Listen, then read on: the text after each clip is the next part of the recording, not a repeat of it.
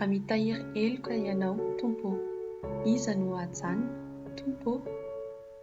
Fa ao aminao no misy ny famelan-keloka mba hatahorana anao.